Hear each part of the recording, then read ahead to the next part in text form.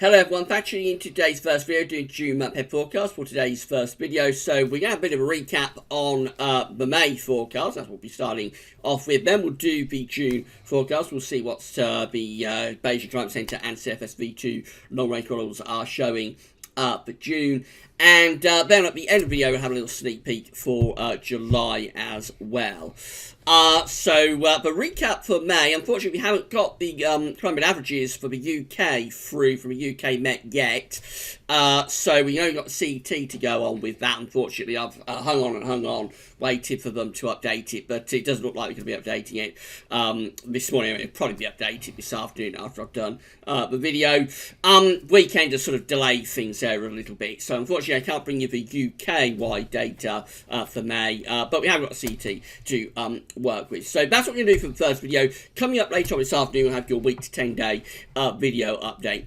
So we're going to start off with the CET. So the forecast for May from GasWeather was for a very average sort of month. We thought probably coming out ever so slightly on the milder than average side, but not a big deviation, really. And also average precipitation. We was expecting kind of like a cool and unsettled first half to be offset by a warmer and drier second half. Now, as I say, we haven't got the precipitation data in. I think intuitively it feels like we've had another pretty dry month through most parts of the country. So I suspect May comes out a bit drier than we forecast. For temperatures, well, with the CET, it's just bang on average, really. 11.1 for 61 to 90, that's bang on average. It's a little bit cooler than average, actually. Set against a more modern 81 to 2010 average. I would have thought the CET is going to be quite representative of most parts of the country for this month. I don't think there's going to be a big deviation anywhere with temperature during May. So I think close to average, if anything perhaps a little bit on the cooler than average side for most parts of the country during May. And rather dry month as well. So I'm not sure the forecast went terribly well for May, really. But again, we did say close to average, but we went more on the warmer than average side. I think actually we'd probably come out a little bit on the cooler than average side, if anyway. And another pretty dry month as well, I think. As I say, we are waiting for the climate averages to be updated at the UK Met. As soon as they're updated, we will bring them to you. When the new month begins over the weekend, that does tend to hold things up a little bit with getting the last month's data updated. But I'll definitely get it updated, probably this afternoon, but it'll certainly be in the next day or so. So as soon as we get that data in, we will bring it to you. Right, so this is what CFS V2 is forecasting for June in terms of its 700 millibar height anomaly. It's going for an area of above average heights to be over and just to the east of the country. Also a bit of a northern blocking signal as well. Now, there's no particular trough of below average heights, but you would have thought this white area just here is probably going to be filled in the end with some sort of trough of low pressure. So maybe doing something a bit like this with the jet stream, a bit of a dip within the jet, and doing something a bit like that.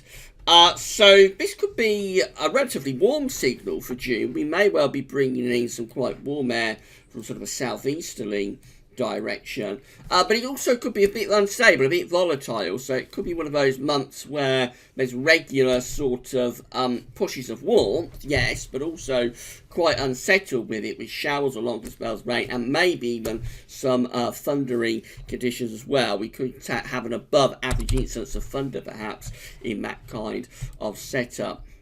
The temperature anomaly for June is looking like this, so close to average for the UK and for Ireland, really. Most parts of sort of Central and Northern Europe are looking quite warm, above average temperature anomalies during this June.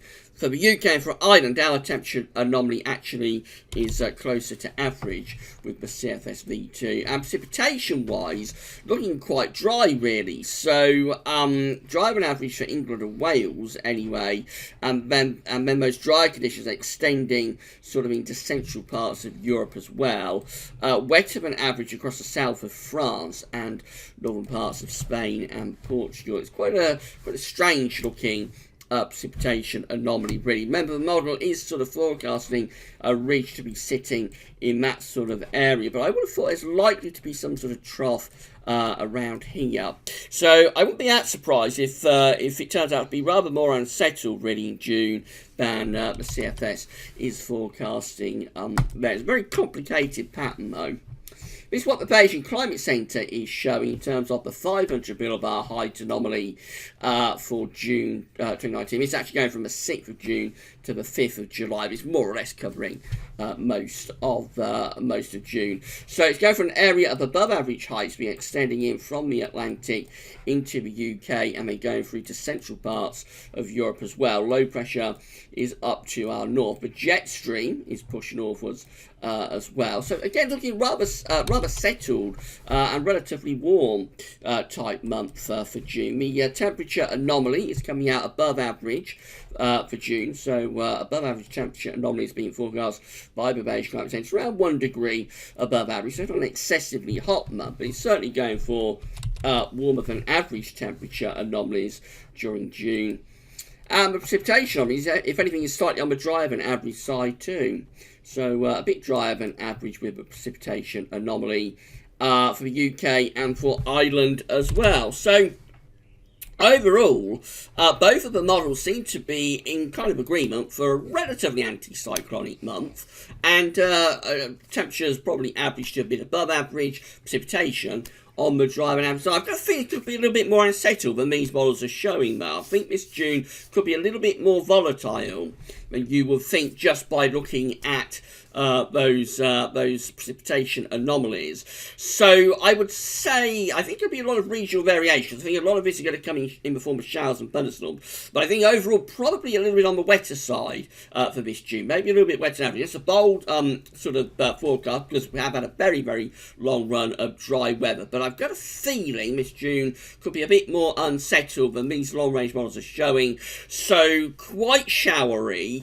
And a lot of that will be sort of in the form of heavy showers, maybe thunderstorms, so hit and miss. Some places probably will get a drier than average month. Some places could get quite a wet month if they happen to have 2 or 3 really heavy thunderstorms through the course of the month. So regional variation, but overall maybe a little bit on the wetter than average side for this June. Temperatures probably a bit above average, a little bit warmer than average with this June, as I think we're going to be bringing in the wind quite regularly from sort of a southerly direction, be that southwest or southeast. So I think probably quite a warmish month, not as hot as last June though. I have to say it won't be as hot as last June, I don't think.